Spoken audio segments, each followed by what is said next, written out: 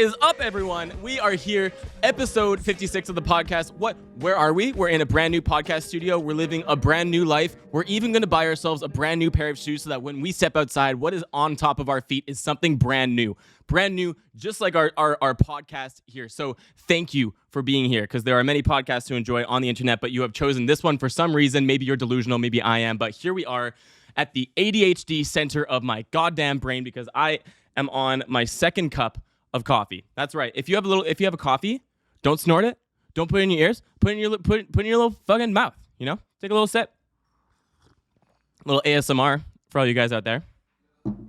Have you ever been shown like an ASMR podcast by someone or like an ASMR video and you just couldn't enjoy it to the extent that they did? Because I remember I was on this date with this one girl. If she's watching this, interesting. We'll talk about that later.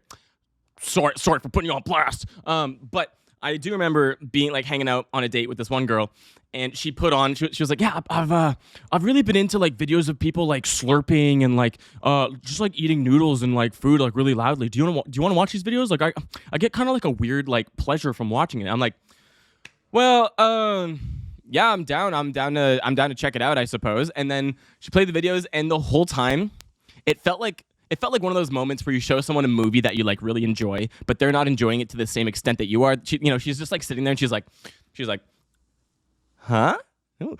What do you think?" And I'm like, yeah, he's slurping the noodles. Yeah, loud slurping noises. I don't know. I didn't find it that enjoyable. Like I like the sound of, someone like scratching a rug. I like the sound. I like the pop and crackle of a record player, but I don't think that I gravitate towards, the ASMR slurping eating sounds. It sounds like a mix between like sloppy sex and sloppy eating, even though what is happening is sloppy eating. But what I can say is that was a weird time, weird enough for me to bring up on the podcast. So why are we here? Isn't that the question of life? Why am I in this new space? Well, we have upgraded, and man, I tried to record a new podcast episode last week, and the week before was just like a high stress week, which we can talk about. Let's talk about our stress. We can talk about it. We can have a little talk about our stress. We can sit in a circle and we can pass a stick around and be like, hey, like what stresses you out? And one person can be like, oh, I'm stressed out about endangered species, and like another person can be like, like I'm stressed out about the slurping ASMR videos. They're really taking over the internet. Like why do people enjoy that? And then one person could be like, yeah, I'm really stressed out about like a brand new situation that I've moved into. That last person would have been me, because I thought moving would be a lot easier. I thought it would be a lot less stressful because I don't know, you're just going from one place to another. You pack up your stuff and you go to a new place and you get to enjoy the new place. That's what I thought was going to happen. But instead, it's a lot more stress. Someone told me right before I was going to move, they're like, hey, like one of the top 10 like craziest things that can happen in your life, the most stressful things that can happen in your life, there's the birth of a child, there's the death of a family member or the death of someone, and then moving. And like those are like potentially the most stressful things that can happen to you in real life. So I didn't believe people when they said that to me. I was like, how could moving be that stressful? And then I allowed myself to just get the most fucking stressed I've ever been for no fucking reason. I was just like, and good things were happening. I was moving into a good space. I've got some fantastic housemates. Like I was fucking stoked on it, but I didn't realize the fuss of moving, the stress that it would cause me, because I don't know, just it was so hectic. You got one day to move. You gotta try and move all the stuff and try and fix the house at once, and then oh shit, like I forgot where's the mail key for the old place. Just shit just goes missing. You're like like I had a computer monitor which had a power supply go missing. Shit just kind of just like falls out of existence when you're moving. There's just like a little portal in reality where the gnomes come out and they're just like, there's a power supply for an Asus monitor. He's probably not going to need that. I really need that for my gnome Asus monitor. And then they just like snatch it. And I'm like, oh, what the fuck? Like, how am I going to watch my shit? Lucky enough, the people who lived here previously left behind a fuck ton of TVs. So we just like have a bunch that we can just use. So I have this new one. It's very large. We'll see how it goes. But yeah, shit just kind of goes missing when you're moving. Like the mail key. Where'd the mail key go? I don't fucking know. How are they going to check the mail? Doesn't need a key, actually, because it's broken.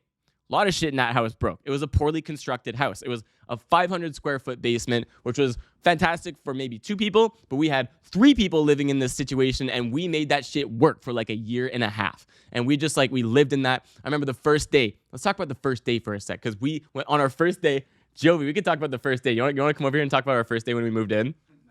All right, he's busy. Well, first day we moved in. First day we moved into our last place. First day of the last place. We moved in. We had all of our stuff kind of just gathered in the center of the house. It was just a bunch of boxes full of mostly my stuff. Jovy had a suitcase pretty much. And we were like, you know what? Let's take acid. And so we just moved into our new place. We had all of our stuff there, and we just took the acid and just went for an adventure that day. And that was that was our way of kicking off that new chapter of our lives. And I think if I did acid this time for this move, that would have been very bad. It would not have been the same. It would not have been quite the adventure. I was just far too stressed. And because I was stressed about the move, I did a weird compartmentalization of it. I had a bunch of other commitments and things I had to do.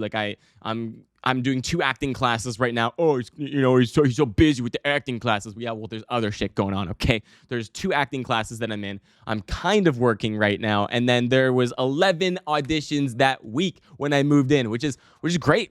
I love having so many auditions. That feels good. That's what I want. That's what I seek from life.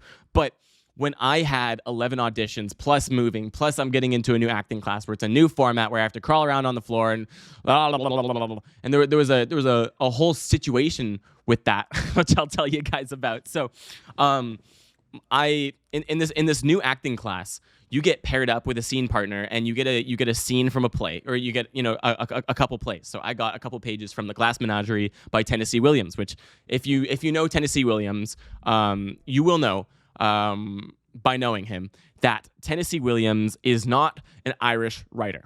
Oh, hello, my name's Tennessee Williams. He doesn't talk like that. He's from Tennessee. Hi, my name's Tennessee Williams.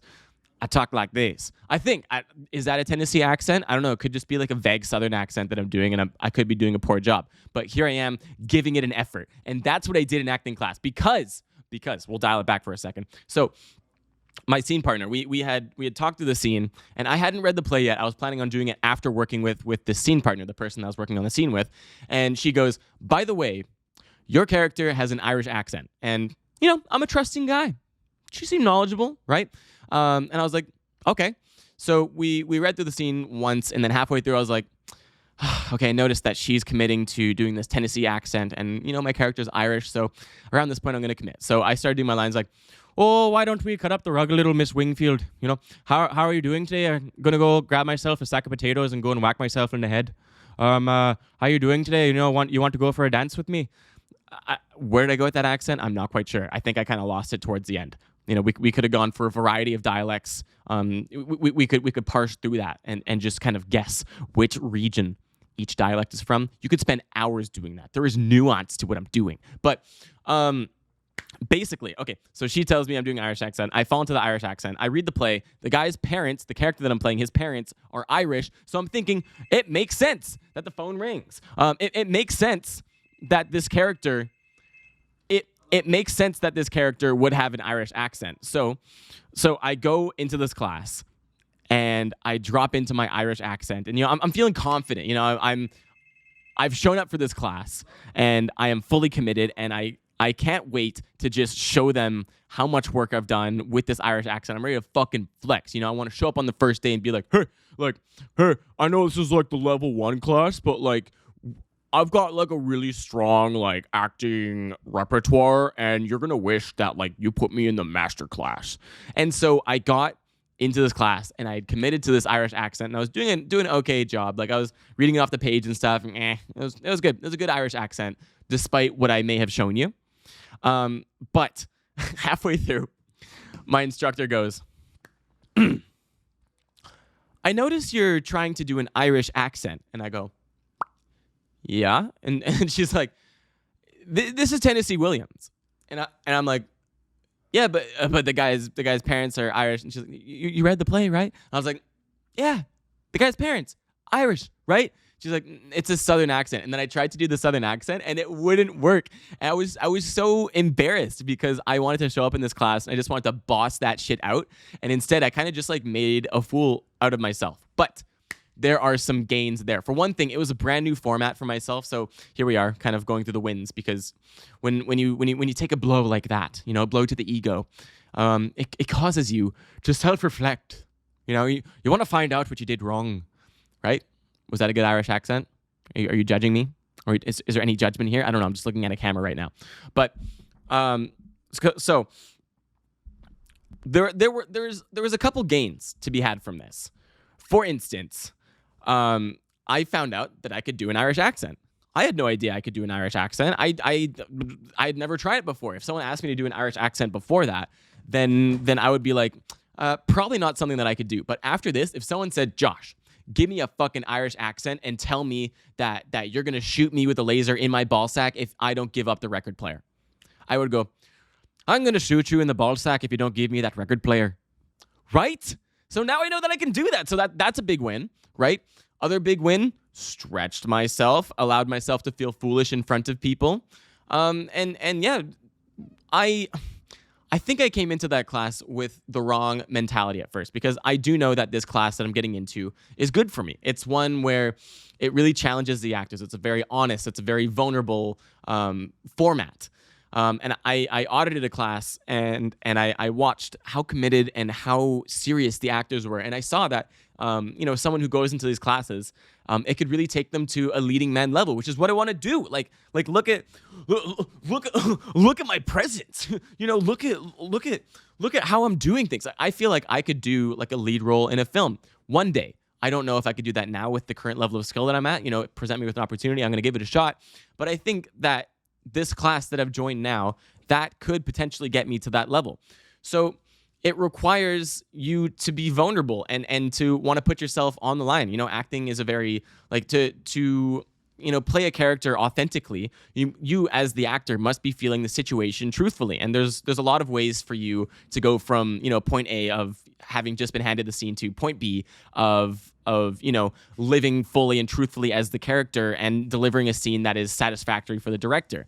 And I think that this class will be what gets me to that point. But what my point was I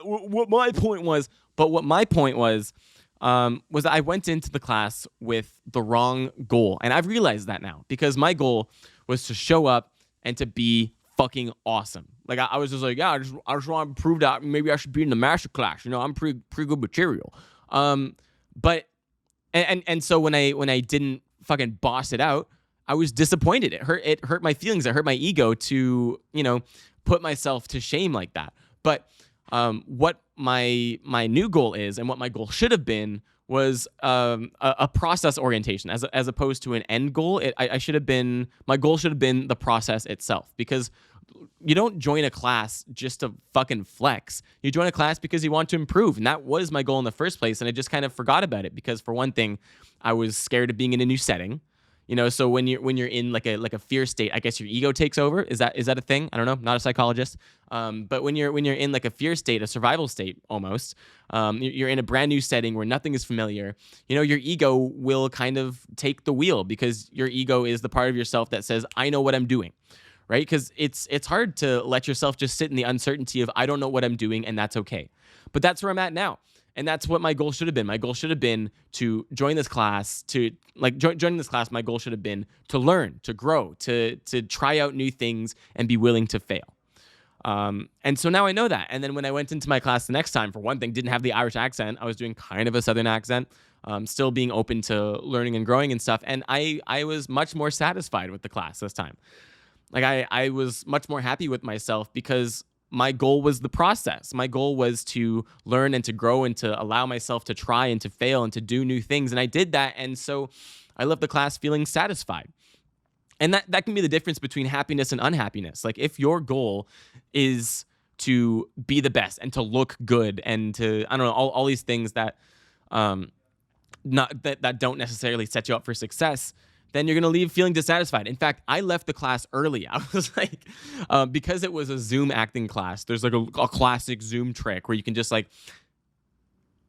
freeze. You can just like freeze and then just like and then turn off you can just like tune out of the Zoom call and be like, oh man, yeah, I was having like internet difficulties. Like I did that to my own shame because I needed to exit the class and go and do something I felt competent doing. So once again, that was my ego trying to recover. I was like, okay, I'm really sucking at acting right now. I really don't know what the fuck I'm doing with my life because I've dedicated my pretty much my entire life and career pursuit to acting right now. And right now I feel like a very poor actor. And, you know, having 4 years of experience of of acting and then going into a very experienced class and having the goal of showing my experience and showing my 4 years of acting grinding and stuff, I showed up into the class and then failed that, and I was like, well, what the fuck is life? Like if I'm dedicating all this time and all this focus to becoming an actor, and then I'm not being, you know, I'm not feeling like a good actor, that made me feel kind of lost. So I left the class early and went and did parkour instead, and you know, had an okay training sesh, but at least I did something that I felt like I was like good at because my ego needed some form of recovery. That was what I did. It was funny on the way to the gym. I was so paranoid. I was like, what if I see my acting instructor on the way and she like calls me out for being a fraud? Because I texted her after the class and I was like, hey, so sorry, but like my internet fucked up, so I'll see you next week. And you know, she's usually a pretty lively texter. She's usually pretty, I don't know, honest and personable and stuff. Not that her response was dishonest. I don't know why I said that. But she just said okay. And, you know, it could have just been like a normal okay. But the way I read that was like, okay. She could probably tell that I was a little bit embarrassed. And another thing I noticed while I was in the acting class was I was very self-obsessed. So once again, my ego was kind of taking the was taking the wheel. Because I had my self view on, like when you're in a Zoom call. Don't know if you've ever done a Zoom call, pandemic people. Still in the middle of a pandemic, I guess. But, you know, in the Zoom call, you can see yourself. There's a self view. I can see myself right now, but it's not distracting because I'm used to doing it for the podcast. Because sometimes I just need to see, you know, if the mic's in the way of my face or I don't know, some other shit like that. But I could not stop adjusting my appearance. Like I had my lights set up and then the sun was like shining nicely through the windows and stuff. And I, for whatever reason, was just like obsessing over making myself look good. Like I was trying to like, you know, catch the light to make, I don't know, to catch the light to, you know, have like some cool like sunset lighting on my face because it was like 8 o'clock. And, you know, trying to like have like a nice jaw structure and like adjusting my face. And I was so obsessed with appearances. And that was another dead giveaway that I was stuck in an ego state while I was doing this class. And it's tough to learn while you're letting your ego drive because part of your ego is, I know what I'm doing. You can't tell me shit. So yeah, when I did my second class 2 days ago, felt a lot more on my shit. I had learned my monologue finally, which was like 16 lines. Funny enough, I received the instruction that the monologue was supposed to be 16 lines, and you could put it into the body of an email. But when I'm typing an email out in the Apple email thing, the lines are a lot longer than they are on like a word processor. So 16 lines on the email actually turned out to be 40. I learned from the instructor. I was like, how the fuck am I going to learn this in 1 week? And she was like, hey, by the way, you sent me 40 lines. I need 16. So made a little adjustment with that. But yeah, other than that, really been enjoying that class. And also I'm learning to enjoy this space. I'm kind of falling out of my stress mindset finally. Like, I don't know, what's the day today? Today's Thursday, May 13th. Moved in on the 1st. I had maybe like 11 or 12 days of me just being stuck in this like weird survival mindset where I had placed all my stress into like my auditions and everything. Like, it's kind of weird how stress works like that. Like when you're stressed about one thing, it kind of branches out into other things. It's like imagine like your brain. And then like you know when you think about your brain, it's got like wrinkles and grooves in it and stuff and pathways. And I imagine stress is kind of like a thin poison, and you pour it into the brain, and it doesn't just like hit like a certain area and stay there and pool in there because there's not craters in your brain. I guess I don't know. But it seeps in through the cracks, and then it just like kind of reaches into other areas of your brain. So that's kind of how I see stress. So when I had the poison of stress dumped into my head, it kind of reached into other areas. Like I started stressing out about my auditions, and I wasn't in a mindset of play, which is where you need to be to do good acting work. That's where I need to be to do a good podcast. I just need to be open to being present and feeling what I'm feeling and talking about what's on my head. But when or on my mind, I guess. But when you've got the poison of the stress, all you can think about is the stress. Like you can't play when you're stressed because you're busy thinking about, fuck, like okay, so I do this and I gotta go do this next thing, like and then I gotta go do this next thing, and I gotta go do this next thing, and man, how am I gonna afford to pay rent in 6 months? Like, and just weird little fears like that. Like it was interesting how future oriented my stress made me, like, and not even in a good way.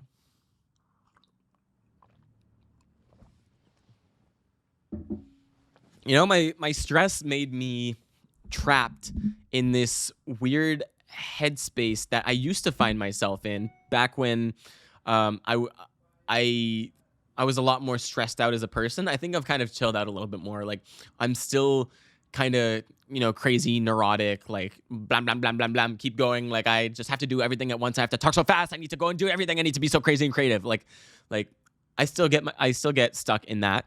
But I used to be a lot less focused, and I used to have a lot harder time managing my stress. For example, like, if I had multiple things to do in a day, I couldn't ever get myself into a headspace of gratitude or presence, because whenever I would be doing one thing, like say I would be coloring or drawing, like maybe I dedicated my time. I was like, maybe I'll spend 30 minutes coloring today, and then I'm going to go and read this book for 40 minutes. Like, that's like a very simplified version. But because I hadn't controlled my stress and my anxiety, and I hadn't found control over my own thoughts or feelings, I would be doing my coloring, but the whole time I would be thinking, okay, well, I've got how much more time do I have until I have to, go and read? How much more time? What can I get done in this coloring time? Like, what? I couldn't be present and enjoy my present activity, which is, you need to be present to do any activity to its fullest degree, obviously. But because of that stress, because of that lack of focus, anytime I was doing one thing, I was always just thinking about what I had to do next, and that was stopping me from enjoying my life. And it kept me in this stressed out mindset instead of just being and feeling. Right? That's what the Wim Hof stuff is teaching me. And that's what I've been focusing on a lot in my daily life these days, is just being, for one, and feeling. Very clear. Just allowing myself to feel what I'm feeling in the moment and not trying to label it. So as part of the Wim Hof exercise, there's an app that I use. And there's a couple different like coaching settings you can do. Like, you can put on, like, you can make the app play music while you're doing it, or you can have the instructor, Wim Hof himself, you can have him talk to you the whole time, and he can talk you through the exercise. And there's a lot of really good wisdom that he says. Like there's this one quote that constantly falls into my head. And it's just like a yogic platitude. That was the most complicated way of describing that, but basically, not basically, there is a thing he says when I'm in the middle of my breath hold.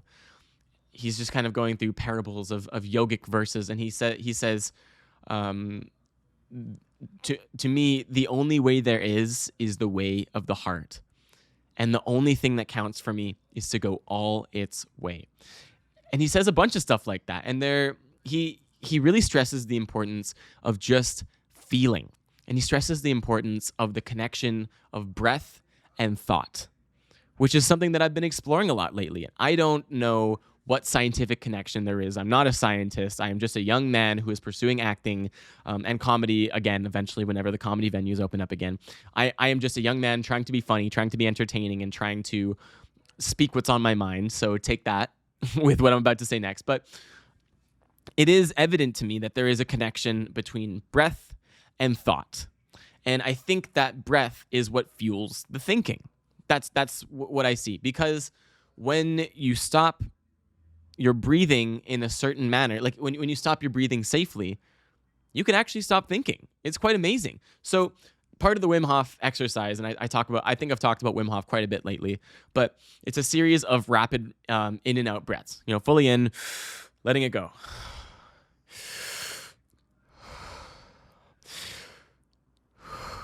And that's important. So you breathe fully in and then you let it go. You don't breathe out fully. You just let it go. So what I imagine in my head is that I'm collecting, like I am inflating my lungs. I'm expanding them. And then after 30 of those breaths, you let it go and you just feel.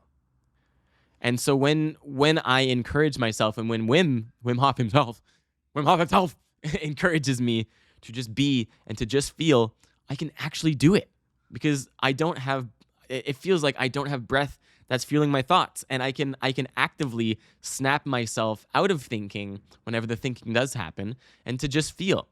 And I find that the more I think, the harder it is to hold my breath, because maybe also thinking requires thought, that's obvious.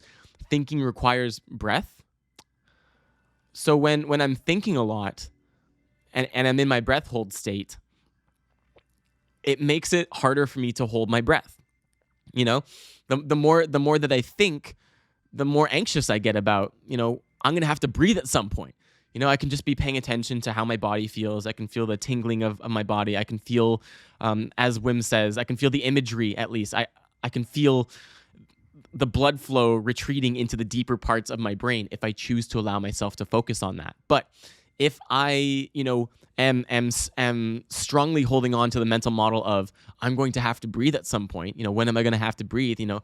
If I hold on to the idea of I am going to want to breathe more and more as the breath hold goes on, the longer the breath hold goes on, the more I'm going to want to breathe. If I imagine myself building up some sort of tension, it will come. And if I open my eyes and see how long I've been holding my breath, then all of a sudden it becomes impossible for me to hold my breath for some reason, because all of a sudden I see how long I've been holding my breath and I'm thinking about it. I'm like, oh, fuck, well, maybe I shouldn't hold my breath anymore. Like, these thoughts just start occurring to me. What I'm saying is just allowing yourself to be present, and to allow yourself to feel. That's like that's a theme. That's a theme that I'm working on, because it feeds into my acting work. Because a big part of acting is feeling things truthfully. And I spend myself caught up in this headspace of I should be feeling this way. I want to be feeling this way. Like not the way that I'm feeling now, but like I want to be feeling a way. I should be feeling a way, as opposed to just feeling what I'm feeling in the moment. And then one thing that Wim Hof teaches you is that a large part of what your brain does is it labels things. That makes sense to me. And again, I don't know how scientifically supported any of this is. Maybe there is scientific support to this, but do your own research. I'm just some guy talking on the internet. But he says, what your brain does and what your brain is attached to is labeling things, right? I look in front of me and my brain tells me I am speaking to a camera. I look at a light and my brain says this is a light. Like, it's labeling everything. My brain is certain of everything that's going on because it has created labels. It has put things into a box so that I can understand the world to a greater degree. And that's why psychedelics can kind of make things a little crazy, because your labeling system kind of just relaxes and you're like, what if things weren't the way that they are? What if things aren't what I think they are? That's what mushrooms kind of opens you up to. Kids, don't do drugs, or do drugs safely. I don't know what kind of advice I'm supposed to be giving on the internet, because I don't know what kind of a platform I have right now. There's no viewers. I have 10 viewers right now. I have 10 viewers. Maybe I don't have any viewers because I just took a 2-week break because I tried to record an episode last week and it didn't work out. But what I'm saying is, the labeling system, and by allowing yourself to just feel, you are relaxing the conscious part of your brain, seeping into the subconscious, and allowing the subconscious part of your brain is, the feeling, and that is where the real powerful thinking happens. It's the thinking that you don't understand is going on. That's the real shit. I can think in my head, what's 1 + 1 2, what's 2 + 2 4. But my subconscious mind is doing a bunch of things.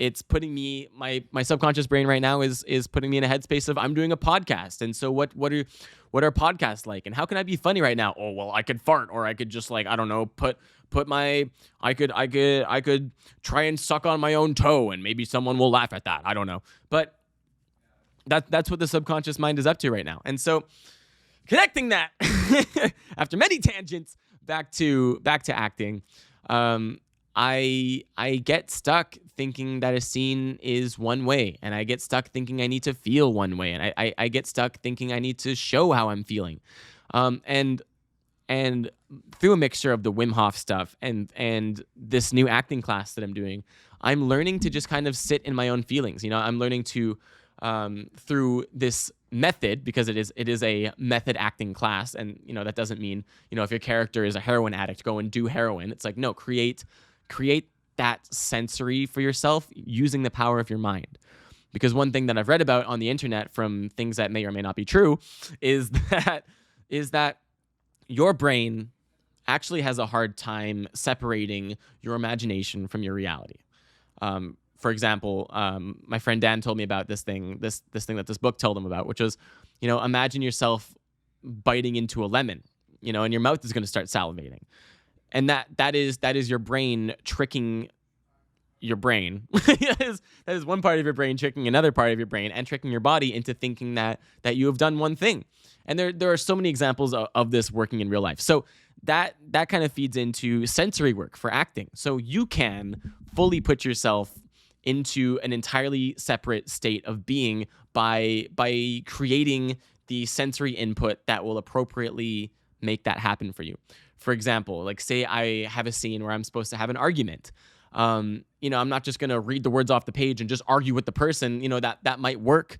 But what will be more effective is if I can set the scene for myself. Well, not necessarily more effective, but another way of approaching it would be that I could set the scene for myself by thinking of a place where I've had a similar conversation, and then recreating that in my head.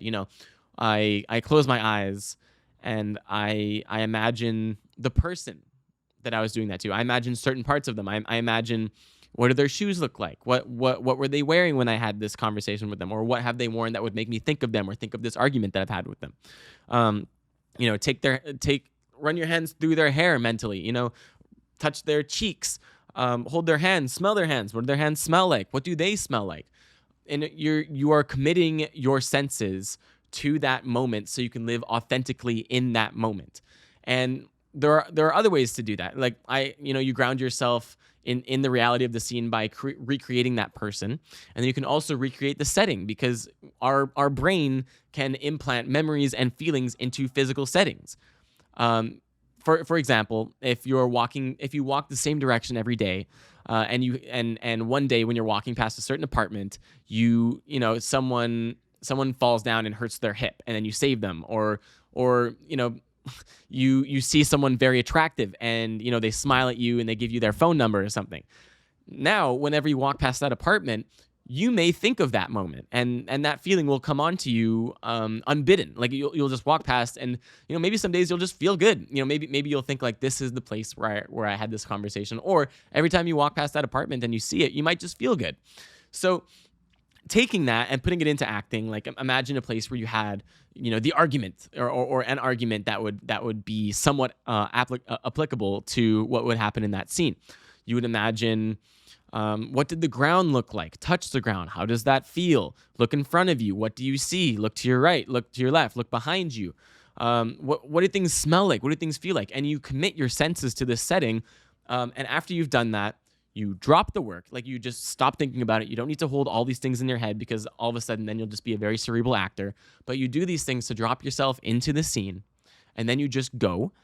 And then you just trust that these things will show up in your work. And they do, for some reason. I don't understand how it works. I guess you begin a process using your conscious mind, right? You're using your conscious mind to evoke a setting and a feeling. And then once that is evoked, you drop that need for control. You your conscious mind is the process beginner, and then the unconscious mind will take the wheel from there, right? You use your conscious mind to turn the key of the car of your imagination, and then the Tesla autopilot is the subconscious mind, I suppose.